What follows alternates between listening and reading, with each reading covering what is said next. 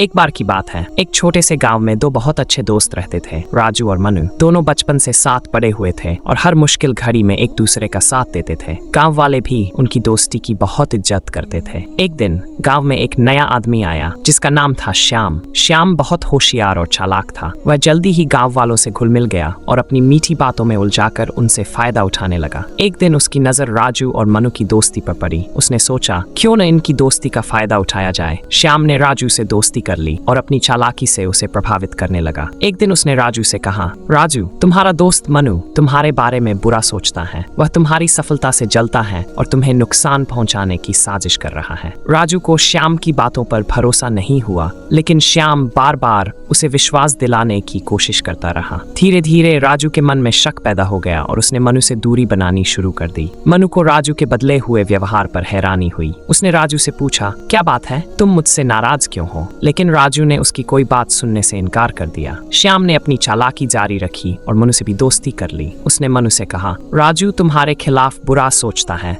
और तुम्हारी दोस्ती का सिर्फ इस्तेमाल कर रहा है। अब मनु को भी राजू पर शक होने लगा और उनकी दोस्ती टूटने लगी। एक दिन गांव में एक बड़ा मेला लगा। श्याम ने राजू और मनु को अलग अलग बुलाया और कहा, आज रात तुम्हारा दोस्त तुम्हें नुकसान पहुंचाने की कोशिश करेगा, तुम्हें सतर्क रहना चाहिए। रात को मेले में राजू और मनु एक दूसरे से दूर रहे। श्याम ने दोनों को एक ही जगह बुलाकर कहा, देखो, तुम्हारा दोस्त तुम्हें नुकसान पहुंचाने आया है। दोनों ने एक दूसरे को गुस्से से देखा। तभी गांव के एक बुजुर्ग वहां से गुजरे। उन्होंने दोनों को देखा और पूछा, क्या हुआ? तुम दोनों तो बहुत अच्छे दोस्त थे, आज क्यों झगड़ रहे हो? राजू और मनु ने उन्हें सारी बात बता दी। बुजुर्ग ने समझाया, तुम दोनों को श्याम के जाल में नहीं फंसना चाहिए था। वह तुम्हारी दोस्ती तोड़ना चाहता था। यह सुनकर राजू और मनु को अपनी गलती का एहसास हुआ। उन्होंने श्याम को ढूंढा और उसकी चालाकी का पर्दाफाश किया। गांव वालों ने श्याम को सजा दी और राजू और मनु की दोस्ती पहले से भी मजबूत हो गई। इस घटना के बाद दोनों ने यह संकल्प लिया कि वे कभी भी किसी की बातों में नहीं आएंगे और अपनी दोस्ती को हमेशा मजबूत बनाए रखेंगे। सीख, दोस्ती एक अनमोल रिश्ता है। इसे किसी की बातों में आकर कमजोर नहीं होने देना चाहिए।